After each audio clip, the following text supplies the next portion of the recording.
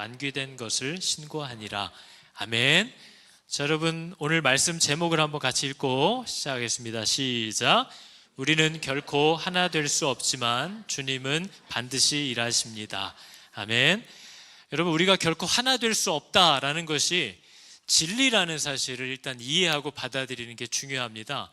교회가 어떤 곳이냐? 그럼 교회는 절대로 우리 힘으로 하나 될 수가 없는 것이고, 사람이 어떤 존재냐? 나 이외에 누구와도 정말 편하게 또 완전하게 마음을 함께 할 수 없는 존재, 그게 성경이 말하고 있는 인간론입니다. 소망이 없다. 내 마음과 다르면 절대 사람은 그걸 용납하지 못하는 거죠. 그럼 왜 이렇게 교회가 하나 될 수 있을까? 우리는 늘 이상적인 걸 꿈꿉니다. 하나 되는 교회, 그런 교회 있었으면 좋겠다. 정말 부부가 말할 수 없이 사랑하고 서로를 위해주고 서로에게 청종해주고 서로의 기분을 살펴주고, 이런 결혼을 누구나 다 꿈꾸겠죠. 그러나 있어요, 없어요? 대답해요. 있어요, 없어요? 안 해봐서 모르겠어요? 없어요. 없어요. 왜냐하면 내가 있기 때문에 그래요. 내 마음에 안 들면 우리는 결코 그걸 행복하다고 여기지 않아요. 내 생각과 다르면 우리는 그걸 받아들이기가 참 힘든 거죠. 그래서 우리는 그걸 이상히 여기면 안 됩니다. 하나 될 수 없는 존재들을 하나님이 왜 부르시는가?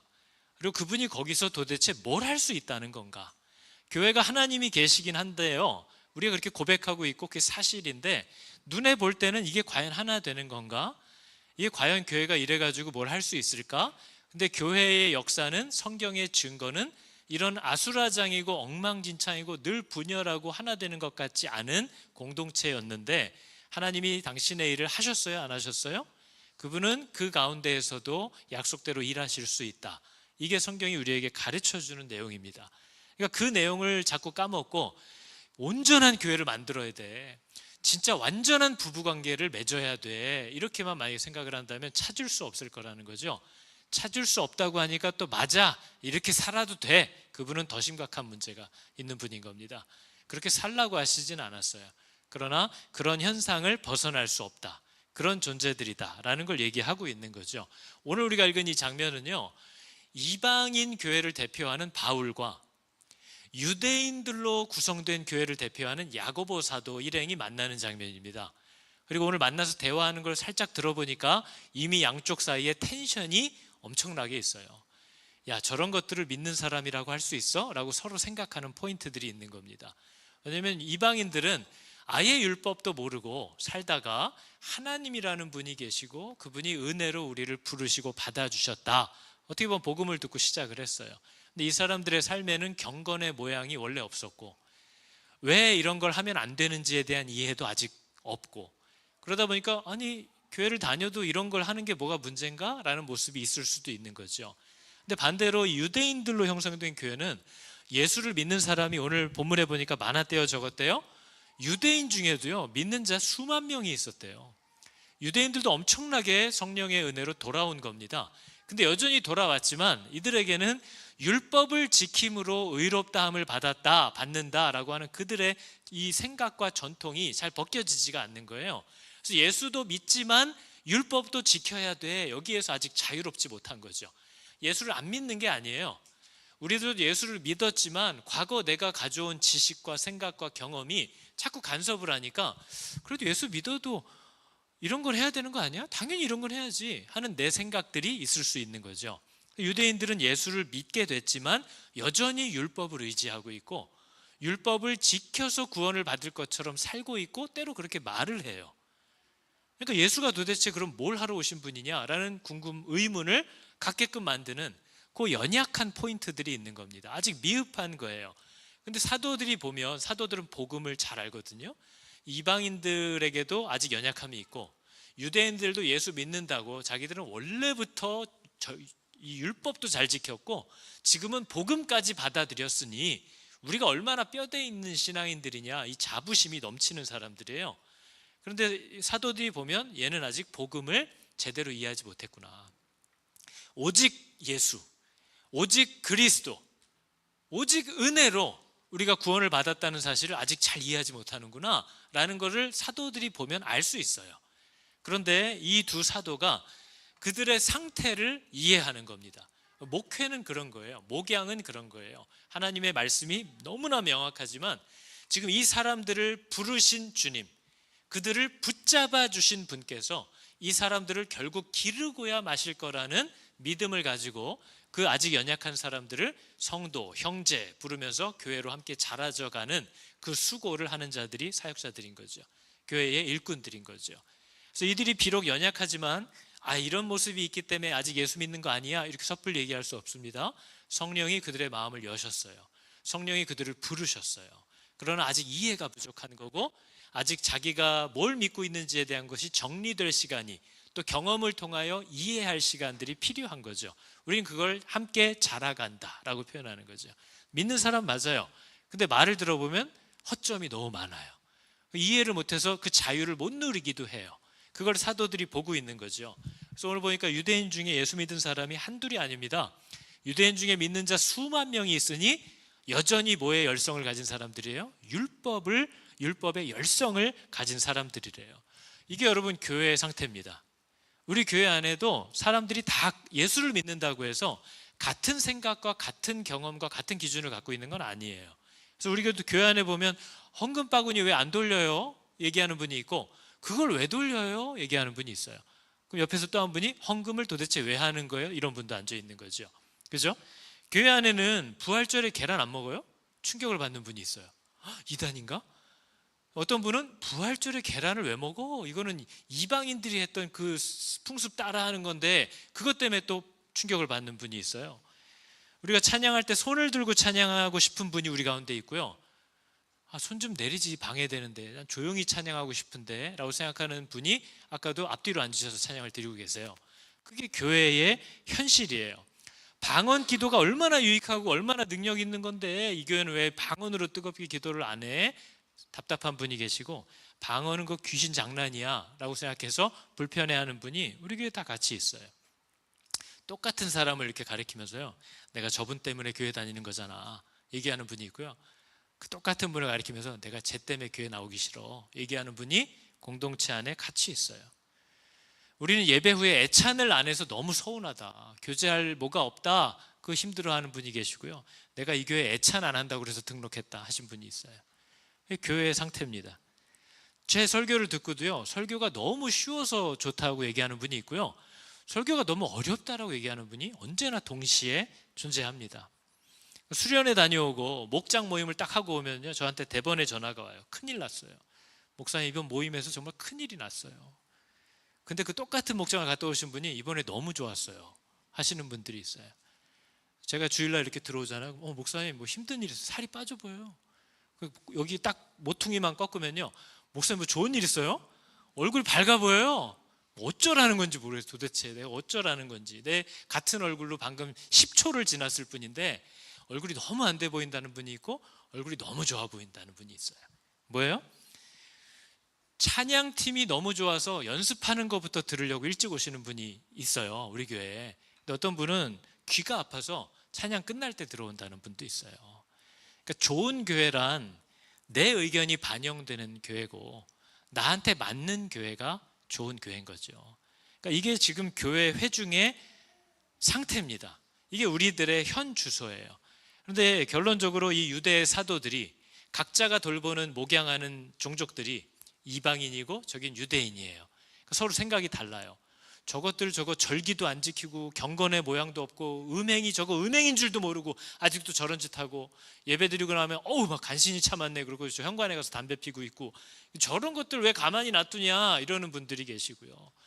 아니 교회가 뭐 하는 곳인데 저렇게 예수를 믿는다고 하면서도 새벽기도 안 나오면 구원이 취소되는 것처럼, 절기를 안 지키면 마치 뭐 집이 복을 안 받을 것처럼 절절매면서 저런 신앙생활을 하려면 도대체 뭐하러 예수를 믿었나 답답하다 하는 사람들이 같이 앉아 있는 거죠. 근데 이 사도들의 결론이 뭡니까? 오늘 서로의 회중에 연약함을 용납하고 서로 사도들이 돌봐야 하는 목회적 환경, 그거를 서로 배려해 주자.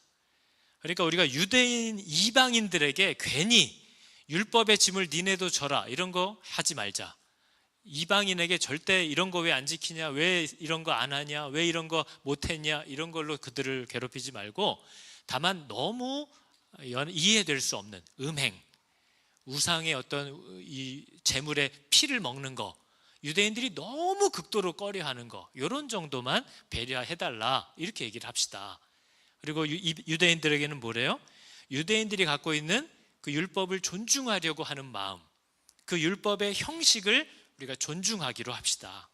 그러니까 우리가 비록 뭐 이런 거 지키면서 때가 되면 머리를 깎고 뭐 이런 거 안 하는데 유대인들이 너무 불편해하니까 가서 깎고 와. 머리 깎는 거 뭐 대수라고, 그냥 깎자 하고 같이 가서 깎고 오는 거예요. 그러니까 비본질에 대해서는 용납한다, 허용한다, 인정한다. 그러나 이 두 사도 누구도 복음의 본질을 건드리는 것에 있어서는 순교할 만큼 타협하지 않은 사람들입니다. 그게 우리가 보고 있는 거죠. 그러니까 교회는 언제나 하나 될 수 없는 존재들이 은혜로 부름을 받아서 여기 나와 있는 거예요. 그러니까 이 모임이 늘 좋겠어요, 안 좋겠어요? 좋을 리가 없죠. 비슷한 긴장과 위기가 늘 있어요. 그래서 우리가 예루살렘 교회도 사도행전 6장에 보면 이미 비슷한 일로 한번 문제가 일어났었잖아요. 그 과부들, 헬라파 유대인, 히브리파 과부들, 어떻게 밥을 누가 잘못 나눠줬는지 자기랑 더 가까운 민족에게 많이 줬나 보죠, 구제를 할 때. 그래서 이 두 파가 싸움을 일으켰어요. 근데 이건 교회의 본질은 아니잖아요. 우리가 복음을 듣고 영혼을 살리시는 하나님의 부름을 듣고 나왔는데 그 일을 하던 중에 누구를 좀 도와주기 시작했는데 왜 얘는 많이 도와주고 우린 조금밖에 안 줬냐, 서운하다. 이것 때문에 교회가 무너지게 생겼어요. 비본질이죠. 서운한 거예요. 교회의 싸움은 언제나 서운함입니다.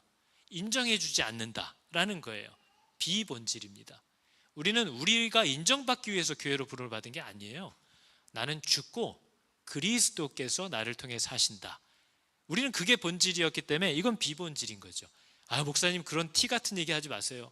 튀어도 어쩔 수 없어요. 하나님의 부름을 방해한다면 이것은 무너져야만 하는 부분인 거죠. 그래서 그런 일로 문제가 일어났을 때 세워진 사람들이 집사들입니다.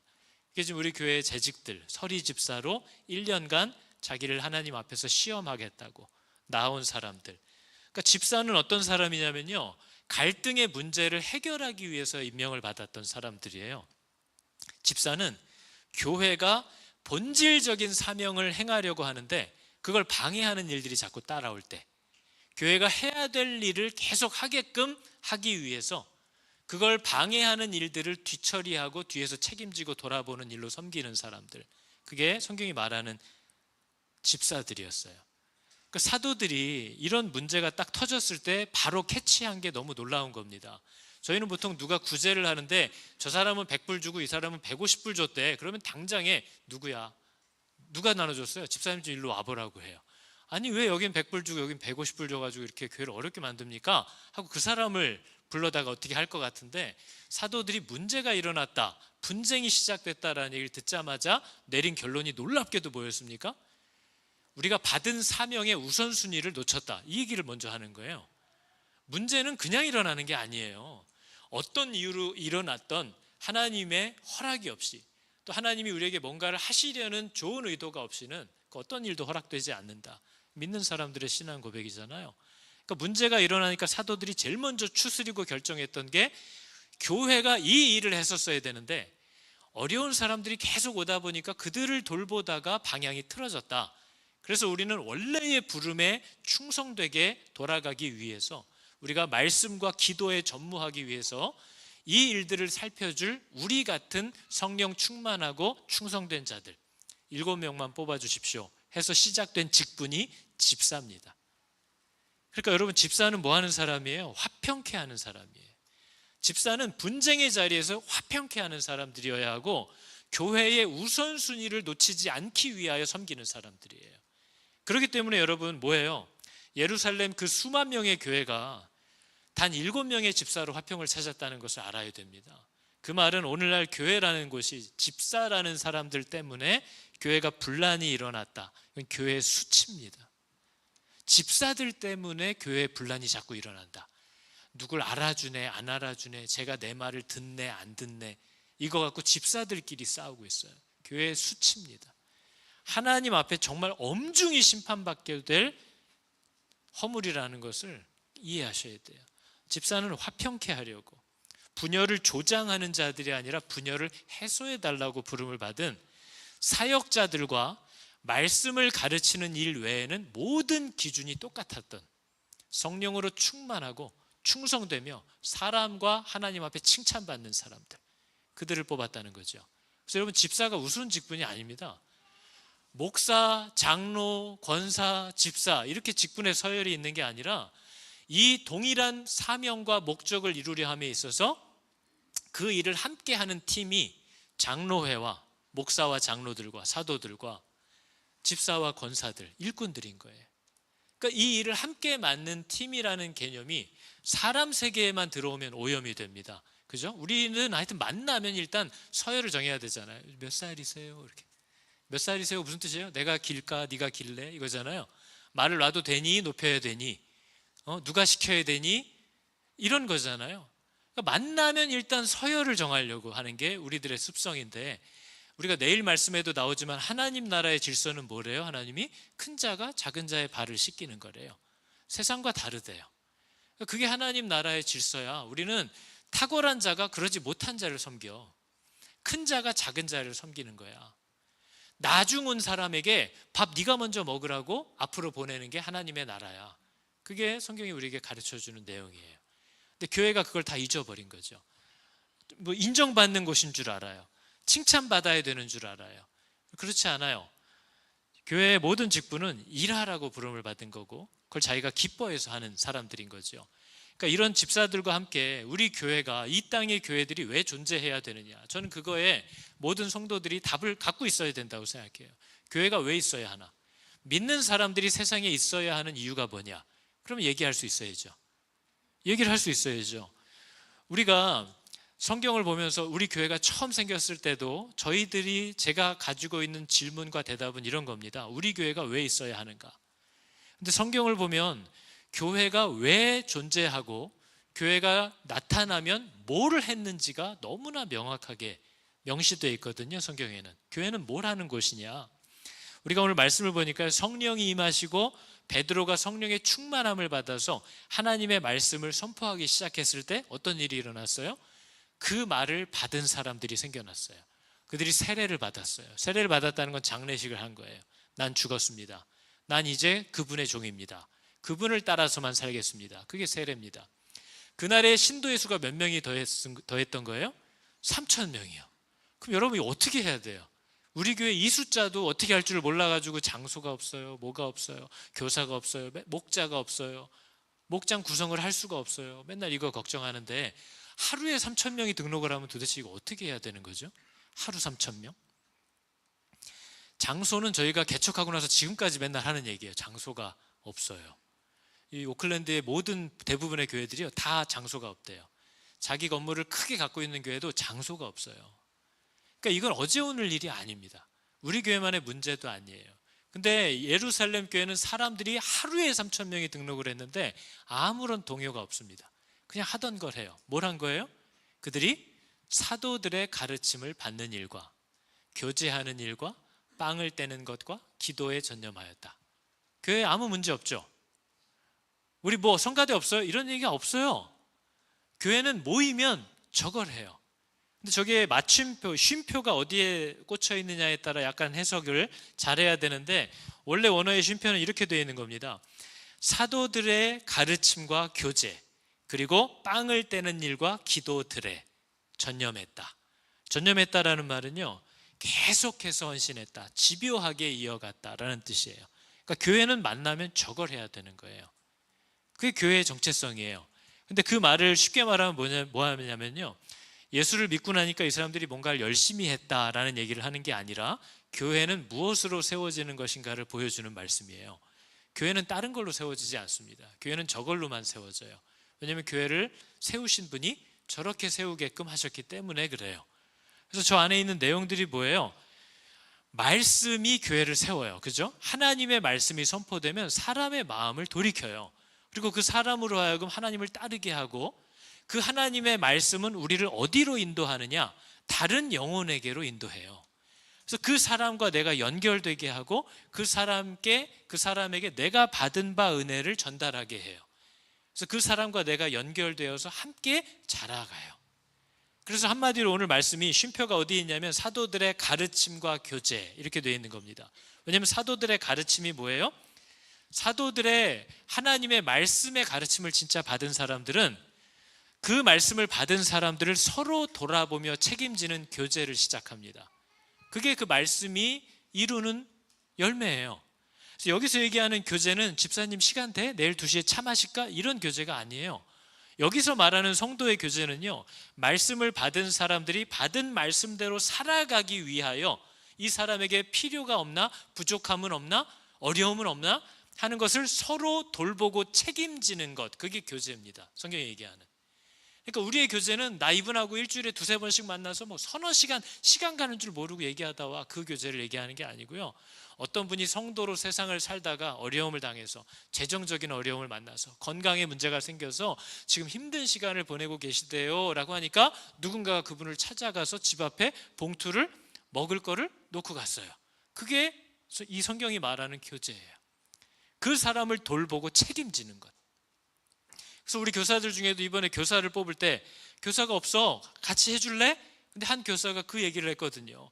내가 어린애들 여기서 유아세례 받을 때 이 아이들의 믿는 사람으로 자라가면서 필요한 모든 필요들, 그게 돈이 됐던 도움이 됐던 먹는 일이 됐던 그것을 우리가 함께 돌보겠다고 하나님께 약속합니다. 그 서약을 우리가 매번 하잖아요. 유아세례 할 때. 그때 자기가 서약을 했다는 게 지금이라고 생각이 들더래요. 아이들에게 교사가 필요하다고 지금 교회가 얘기를 하는데 그럼 내가 그걸 도와야 되나? 부르심으로 알고 나온 거죠. 그죠? 그게 성도의 교제예요, 여러분. 이 교제를 세상 사람들 하는 교제로 자꾸 이해해서 우리 교회는 이거 안 해요, 저거 안 해요 하면서 말씀에서 떠나가고 진짜 돌봐야 될 사람들을 잊어버리고 우리가 왜 모였는지를 잊어버리는 것. 그게 교회의 가장 심각한 문제인 거죠. 근데 성경이 얘기하는 교제는 하나님의 말씀을 받은 사람들이 그 말씀에 순종하는 그 부르심에 모든 필요들을 돌보고 책임지고 서로 채우는 것, 그게 성경이 말하는 교제입니다. 이런 교제가 풍성한 교회 되기를 축복합니다. 바로 이 일들이 있었고 뒤에는 성찬과 기도들에 힘썼대요. 성찬은 여러분이 다 알고 있는 그겁니다. 우리가 여기 왜 모였는지, 그리스도의 몸과 피, 빵을 떼는 것, 성찬이면서 식사예요. 원래 이때는 성찬식을 이렇게 푸어 모닝티로 하는 게 아니라 진짜 밥을 먹었으니까요. 포도주를 마시고 그 빵을 다 먹었으니까요. 배를 불린 거죠, 함께. 그래서 이걸 모일 때마다 한 이유가 뭐예요? 이런 연합은 우리의 힘으로는 불가능하다. 이런 연합을 가능케 한 분이 누구예요? 바로 이 연합을 가능케 하려고 몸이 찢기고 피를 흘렸던 이 분이 우리를 부르신 거야 라는 이 부름을 잊지 않으려고 교회는 모일 때마다 성찬을 했습니다. 그래서 우리도 최대한 하려고 한 달에 한 번을 하는 거죠. 내가 왜 사는 거예요? 이 일을 위하여 나를 부르신, 당신의 피와 몸을 나에게 먹으라고 주신, 바로 이 일 때문에 우리가 여기에 모여 있는 겁니다 라는 걸 잊지 않으려고. 아침에 오늘 주일이네, 빨리 일어나, 챙겼어. 너는 도대체 언제 얘기했는데 아직도 옷을 안 입었냐? 이러면서 교회 오면 내가 여기 왜 왔는지도 몰라요. 그죠? 그리고 정신없이 나왔는데 누가 또 나 기분 나쁜 얘기하면 저건 또 말을 좆따위로 해. 그래서 마음에 분노가 일어나서 돌아가요.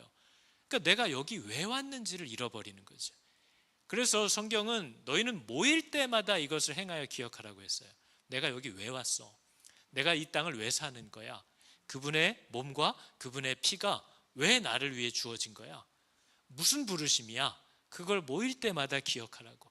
그걸 기억하게 되면 우리는 자연히 뭘 하게 됩니까? 기도하게 됩니다. 기도는 뭐예요? 기도는 내가 원하는 걸 청구하는 게 아니에요. 기도는 그분이 나와 함께 해주셔야 한다라는, 내가 그분을 의지하지 않고는 할 수 없다라는 것을 집요하게 요구하면서 그분에게 매달리는 게 기도예요. 그분의 뜻대로 갈 수 있도록 나를 도와달라고, 그분의 보호 안에서 벗어나지 않고 살아갈 수 있도록 나를 붙잡아 달라고, 그 기도들. 그래서 여러분, 우리가 읽은 오늘 이 4가지의 말씀, 가르침, 교제, 빵을 떼는 일, 기도, 여기에는 원래 4가지 항목 앞에 다 영어로 하면 정관사 더가 붙어요. 그러니까 이건 그냥 교제가 아닌 거예요. 바로 하나님이 우리에게 말씀해 주셨던 그 가르침, 하나님이 우리에게 명령한 바로 그 교제, 이런 저런 교제 말고 바로 그 교제, 서로를 돌보고 책임지는 교제. 이것저것 맛있는 음식 차려놓고 어머 집사님 음식 솜씨 대단하네 이런 애찬 말고 우리가 왜 여기 모여서 함께 식사를 하고 있는가 그 애찬, 그리고 주여 우리 아들 딸 다 잘되게 그 기도, 그런 기도 말고 진짜 하나님이 우선순위로 우리에게 기도하라고 했던 가르쳐 주신 그 기도들, 그거를 하라고 얘기하는 거죠. 그래서 교회 에클레시아의 말도, 에클레시아는 같은 목적을 갖고 모인 공동체를 다 에클레시아라고 해요. 사이클 공동체, 사이클 동호회도 에클레시아예요. 그 목적을 갖고 모였으니까. 그래서 교회는 그걸 구별하기 위해서 앞에 더가 붙어요. 더 에클레시아. 그게 뭐예요? 바로 하나님이 부른 그 교회, 그 교회여야 되는 거죠. 근데 오늘 앞에 더가 다 빠졌어요.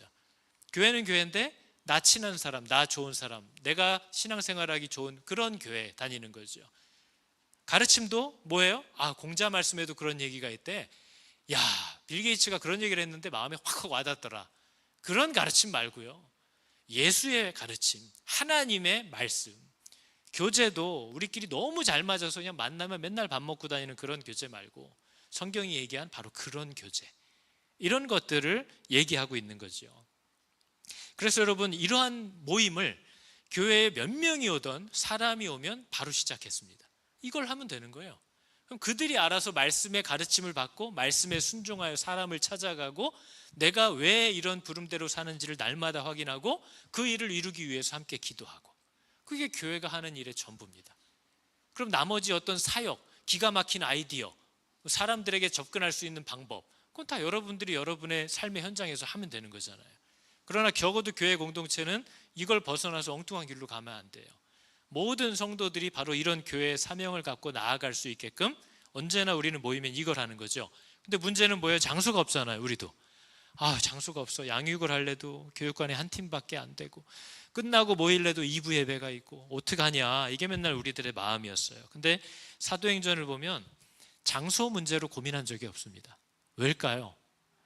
사도행전에 보면 이렇게 되어 있어요. 그들은 날마다 마음을 같이하여 성전에 모이기를 힘쓰고, 주일만 온 게 아니에요.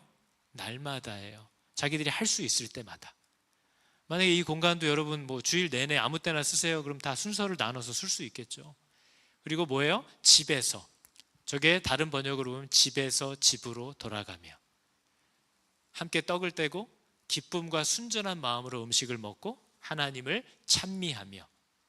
그러니까 모이면 뭐 하는 거예요? 받은 은혜, 성도로 살아가는 그 감격들이 나뉘어지고 이 일을 가능케 하신 하나님을 찬양하고. 오늘날 목장 모임과 너무 다르죠? 너 뭐 했어? 어디 갔어? 영화 봤어? 화장품 뭐 써? 무슨 음식 먹어? 이게 목장 모임의 그냥 대화 주제여야 돼요? 그거 하려고 모인 거 아니에요. 우린 가까운 시간을 하나님을 알아가고 하나님을 찬미하고 하나님을 의지하고 그렇게 살아가도록 돕고 지원하려고 우리가 모여 있는 거죠. 그래서 집에서 집으로 돌아가면서 모이기 시작했대요. 우리 교회도 집에서 집으로 돌아가며 모일 수 있으면 이미 모든 장소의 문제는 끝났습니다. 도대체 교육관이 몇 개예요 지금? 여러분이 집을 열면. 근데 문제는 뭐예요? 나 집 열기 싫어. 그럼 번거로운 거 싫어. 나는 누가 오면 너무 신경 쓰여. 왔다 가면 어머 집사님 뭐 샀네? 이런 얘기도 듣기 싫어. 그러니까 누가 집에 온다 그러면 안방에다가 금은 보화는 다 집어넣어야 돼. 오면 막 옛날 쓰던 선풍기 다시 꺼내놓고, 그죠? 하여튼 좋은 거는 일체 보이면 안 돼. 애들 상장, 기분 나빠. 저거 자랑하려고 걸어놓은 거야? 꼭 그따위 말을 하는 사람들이 있어요. 우리 집은 늘 걸어놨던 건데. 와, 그럼 냉장고에 있는 거 다 떼. 신경 쓰여서 못하겠죠. 근데 저 만남을 보니까요, 저들은 집에서 떡을 떼며 기쁨과 순전한 마음으로 음식을 먹고 교제했대요. 그래서 제가 저게 궁금했어요. 도대체 순전한 마음으로 음식을 먹는 건 어떻게 먹어야 되는 거냐. 그래서 순전하다는 단어가 그거예요. 어떠한 속셈도 없이, 어떠한 계산도 하지 않고, 어떠한 체면도 차리지 않고, 오직 교회가 하나 되어 주님 앞에 함께 모이고 함께 서로를 돌보고 나아가는 이 사명을 위하여 어떤 계산, 어떤 속셈, 어떤 체면도 차리지 않고 함께 즐겁게 그들의 집을 열고 만났다는 거예요. 이런 일들도 회복되기를 축복합니다. 우리가 뭘 계산하는 거예요? 뭘 생각하는 거예요? 이런 상처와 어려움들이 있을 수 있지만 교회에 받은 사명을 이루기 위하여 우리가 서로 집에서 집으로 돌아가며 장소들을 찾아서 함께 다니며 해야 될 일들을 했다 얘기를 하는 거죠. 그래서 우리가 집사님들에게 물어보는 게 이런 겁니다. 바로 교회의 이 받은 사명을 위하여 여러분이 모든 것을 다하여 이 수고를 함께 하겠다고 그럴 준비가 되셨느냐, 이걸 제가 항상 물어보는 거죠. 그죠? 그래서 사도행전에서 문제가 교회에 일어났을 때도 사도들의 결정이 이거였잖아요. 12사도가 모든 제자들을 다 불렀어요. 그래서 이 문제가 일어난 결론 이거죠. 우리가 하나님의 말씀을 제쳐놓고 사람들을 돌보는 게 마땅치 않다. 틀렸다는 게 아니에요. 여러분, 교회에서 성도들이 연합하고 서로 교제 갖는 거 좋죠. 근데 제가 맨날 그거 갖고 싸우는 게 뭐예요? 그분과 하나님과의 관계가 우선되지 않으면 사람 간의 연합은 시간 문제예요. 깨지는 건.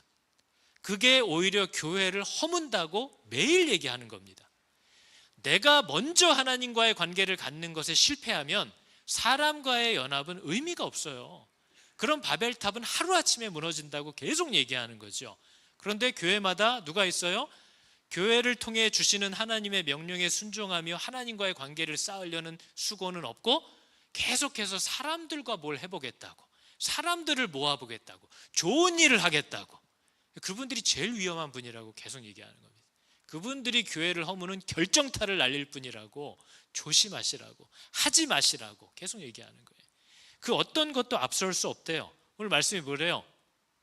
하나님의 말씀을 제쳐놓고 접대를 일삼는 것은 마땅하지 않대요. 그래서 형제들아, 우리 가운데 성령과 지혜가 충만하여 칭찬받는 사람 7명만 세워달래요. 그럼 우리가 이 일을 그들에게 맡겨야겠다. 왜냐하면 이게 나쁜 일이 아니에요. 해야 되는 일인데 우선순위가 틀렸다는 거죠. 그래서 이 일을 그들에게 맡기고, 이걸 위해서 세워진 사람들이 누구라고요? 집사, 권사. 그러니까 이 일을 위해서 세움을 받은 거예요. 교회가 교회로서 해야 될 일을 해 나가십시오. 그거에 방해가 되거나 수고를 해야 되거나 손이 좀 필요한 게 있으면 우리가 알아서 하겠습니다 하고 자기를 드린 사람들이에요. 그러니까 이 사람들이 블루 칼라예요? 목사들은 화이트 칼라고? 아니요, 같은 사명을 이루기 위한 동역자들인 거예요. 그러나 역할을 다르게 맡았고 그 역할에 우열은 없어요. 위아래도 없어요. 오직 우선순위만 있어요. 그걸 위해서 역할을 분담해서 맡았다 얘기하는 거죠. 그래서 여러분, 교회 직분은 일하라는 겁니다. 인정받게 해드리려고 하는 것도 아니고 명예도 아니고 권력도 아니고, 은퇴할 때 다 됐는데 그래도 명예장로는 달아줘야죠. 뭐 하려는 거예요? 이제 은퇴하실 건데 쉬시면 되지. 일을 하라고 세운 거예요. 그러니까 이건 자발적인, 교회가 받게 될 모든 수고와 고난을 이제 내 몸에 채우십시오 하고 나온 자발적인 위대한 부름, 그게 직분들입니다. 우리 가운데 있는 거죠. 그러니까 왜 교회는 이 인식이 이렇게 돼버렸어요? 왜 교회는 자꾸 힘든 성도들을 불러다가 일을 시키는 악덕단체처럼 이렇게 느껴질까요? 교회가 그런 곳인가요? 교회가 여러분들에게 아무 유익도 안 되고 도대체 왜 있는지도 모르는데 우리가 얼마나 힘들게 사는데 자꾸 우리 불러서 일 시키는 악덕단체처럼 인식이 돼요. 근데 성도라고 불리움을 받게 된 사람들은요, 그들의 존재 자체가 굳이 누가 뭘 시키지 않아도 이 땅에서의 나의 남은 모든 시간을 그분의 종이 되어서 살겠다고 스스로 결심한 사람들이라 그 사람들은 내버려둬도 알아서 그 일들을 하기 시작해요. 교회가 뭘 시킬 일도 없어요. 그러니까 교회는 자꾸 주말에 쉬고 싶어하는 고단한 분들을 불러가지고 민폐 끼치는 그런 곳이 아니라 그리스도의 몸인 이 교회를 위하여 필요한 모든 고난과 수고를 내 몸에 채우고 싶다고 자발적으로 달려나온 사람들을 우리가 교회라고 부르는 거예요. 그 사람들이 교회예요. 교회가 뭘 시키는 게 아니라 그들이 교회라는 거죠. 그래서 저는 계속해서 성도들에게도 얘기하잖아요. 바쁘지만 그래도 이게 필요하시면 내가 이 정도는 도와드릴 수 있어요 라고 하는 분들에게 부담 갖지 말라는 거예요.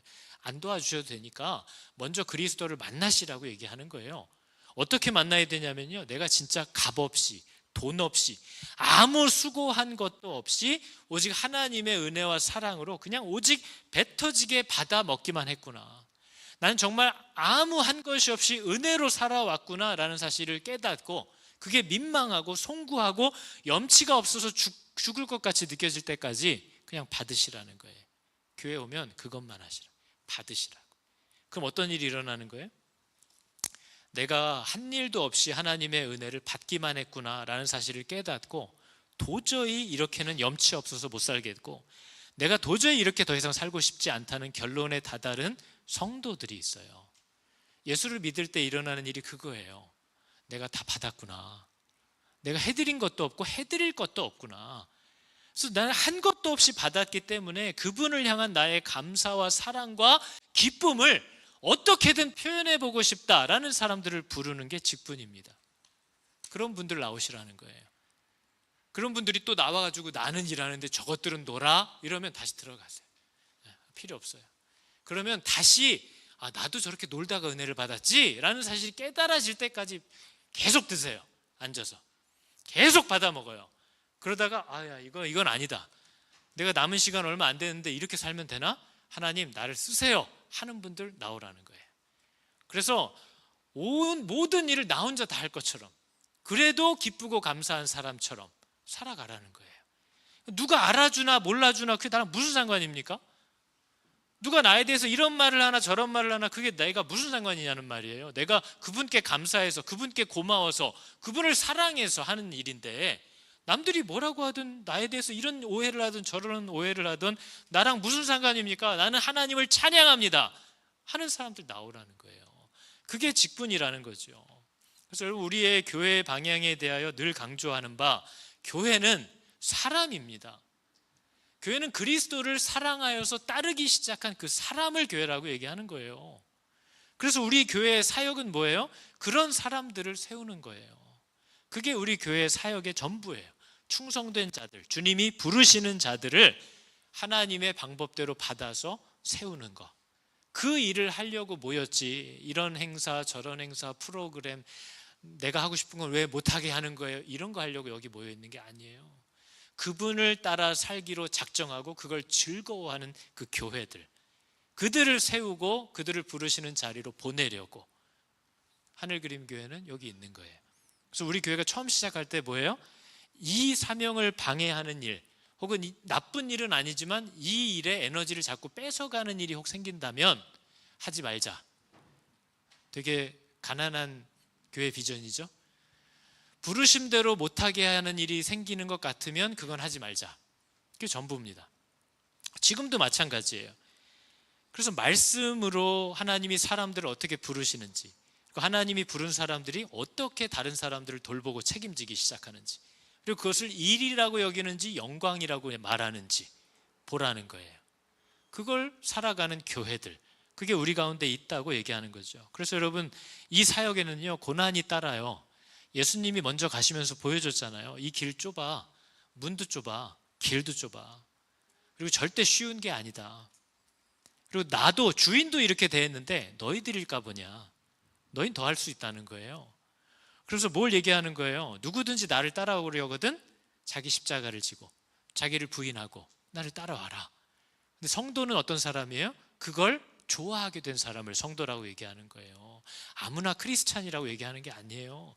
이걸 알게 되었고 이걸 원하게 된 사람들을 성도라고 부르는 거예요.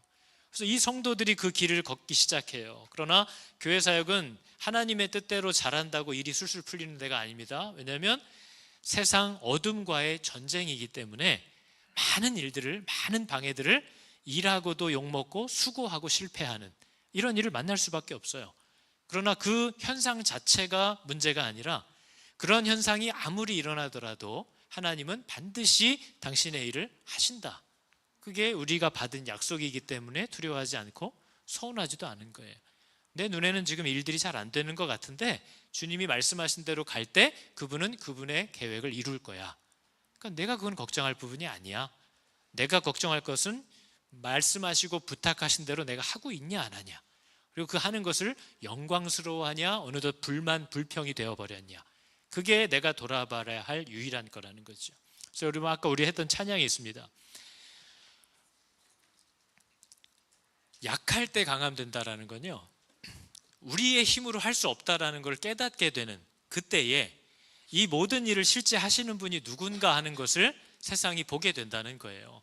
그래서 여러분, 우리는 우리의 강함을 드러내서 마치 하나님의 영광을 드러낼 것처럼 착각하지만, 하나님이 우리에게 요구하는 건, 여러분 보이시죠? 이 일은 제가 못한답니다. 이 내가 할 수 없는 일을 계속해서 하게끔 하시고 또 실제 그걸 이루시는 분이 있습니다. 그건 제가 아니고 나를 부르신 분입니다. 그걸 드러내는 걸 우리는 수치스럽다고 생각해. 능력 없다고 생각하고 막 자존심 상한다고 생각해. 근데 그게 하나님이 하시는 일인 거죠. 제가 저처럼 행정력이 없는 사람 찾아보기 힘드실 거예요. 그러나 하나님이 그런 사람을 통해서 일을 하신다. 그게 저에게 있어서는 기적이고 감사고, 이 일들을 내가 하는 게 아니라 누가 하시고 계신다라는 것을 저 사람들이 알게끔 할 수 있는 가장 좋은 자리인 거죠. 약할 때 강함이 되시고요. 그분이 나의 보배, 그죠? 그분이 나의 모든 것이라고 고백할 수 있게 되는 일이 있습니다. 일이 있어요. 그 일이 내 마음을 그리스도께 연결합니다. 그러나 여전히 오늘 만난 두 사도의 고생처럼 내가 갖고 있는 것들이 너무 많아서 이 말씀이 뭘 얘기하는 거지를 알아가게 하는 시간들, 거기서 하나님이 우리를 기르시는 거죠. 그래서 서로 판단하지 말라고 그랬잖아요. 서로 정죄하지 마, 서로 판단하지 마, 내가 할 거야.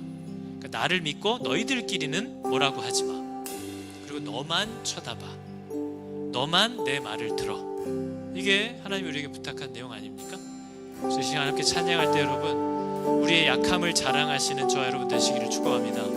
하늘그림교회가 뭐가 좋대 뭐가 좋대? 그럴 리가 없어요. 잘 못 봐서 그래요.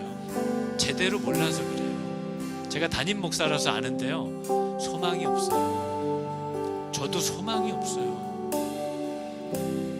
왜 소망이 없는지는 말 안 할 거예요. 한번 알게 되면 너무 실망하게 될 거기 때문에. 그래서 우리는 결코 하나 될 수도 없고 하나님의 뜻대로 살 수도 없지만 하나님은 이 안에서 반드시 일합니다. 그걸 우리가 기뻐하고 자랑하는 거죠. 찬양해 볼게요. 약할 때 강함 되시네. 나의 보배가 되신 주 나의 모든 것. 주 안에 있는 보물을 나는 포기할 수 없네. 주 나의 모든 것. 십자가 죄사하셨네. 십자가 죄사하셨네. 주님의 이름 찬양해. 주 나의 모든 것. 쓰러진 나를 세우고 나의 빈잔을 채우네. 주 나의 모든 것. 예수 어린 양, 예수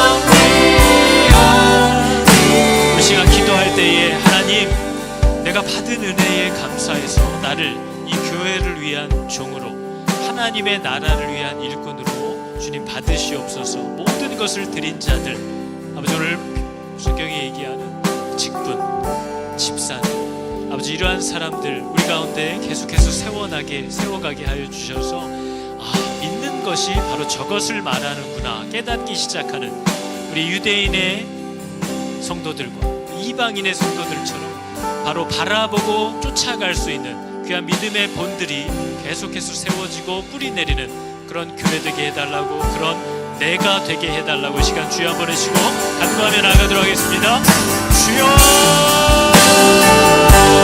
하나님, 주께서 우리들을 부르시고 우리들을 얻으실 때에 내 마음이 어떻게 달라지는지를 간구하기를 원합니다. 하나님, 예수를 만난 사람, 그리스도인이 어떠한 삶을 살기 시작한 자인지 하나님, 내가 먼저 만나기를 원하고 아버지, 그러한 삶을 우리 교회 가운데, 가정 가운데, 세상에서 드러나기를 원합니다.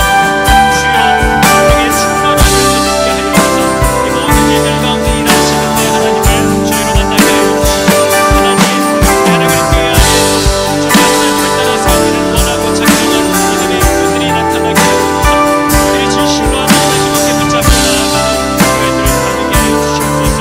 하나님, 우리는 연약하나 하나님께서 우리를 부르신 분께서 우리를 그리스도 예수의 적정한 분량으로 기르시는 줄을 믿고 신뢰하오니 하나님의 사랑하는 사람 중에 붙잡아 주시고 우리 그리스도의 은혜와 품격 가운데 세워지고 올라갈 수 있는 저희들 가득히 하여 주시옵소서.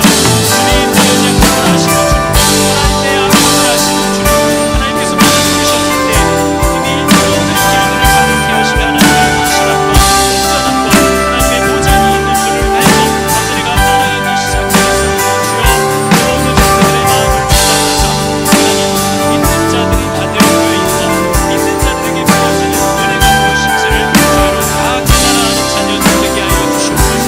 이 모든 일들 가운데 일하시는 하나님을 신뢰합니다. 주여, 우리는 결코 비행으로 하나 될 수 없지만 하나님이 이 가운데 반드시 일하고 계시는 줄을 믿사오니 주님, 우리의 마음을 부드럽게 하여 주사 주님을 끝까지 붙잡는 저희들 다 되게 하여 주시옵소서. 아버지, 날마다 우리를 붙잡아 하여 주신 줄을 믿사오니 주님, 주님의 은혜를 더하여 주시옵소서.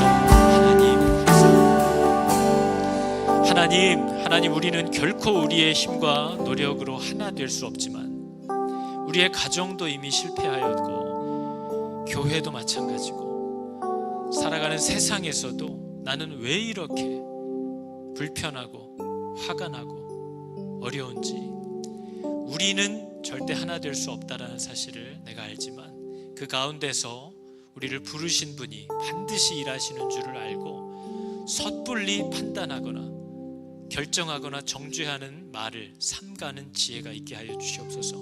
내 가정을 향하여, 내 자녀들을 향하여, 내 배우자를 향하여, 내가 함께하는 이 교회를 향하여, 세상을 향하여 어리석고 허탄한, 믿지 않는 사람들만 가능한 저주의 말과 불평의 말을 일삼는 자들이 되지 아니하고 하나님이 일하시는 줄을 알고 우리의 연약함도 알고, 그러나 하나님의 온전한 약속의 능력을 의지하여서 세상의 복의 근원이 되어 세상을 향한 하나님의 소망의 말들을 말하는 교회들이 다 되게 하여 주시옵소서. 바라옵긴 하나님, 이 마지막 때에 그리스도의 일꾼들을 세워주시되 힘있게 세워주셔서 우리의 부름이 무엇인지를 깨닫고 서로 연결되어 지어지고 세워져 가는 교회들이 다 되게 하여 주시옵소서. 여호와는 내게 복을 주시고 너를 지키시기를 원하며 여호와는 그의 얼굴을 비추사 은혜 베푸시기를 원하며 여호와는 그 얼굴을 너에게로 향하여 드사 평강 주시기를 원하노라. 아멘.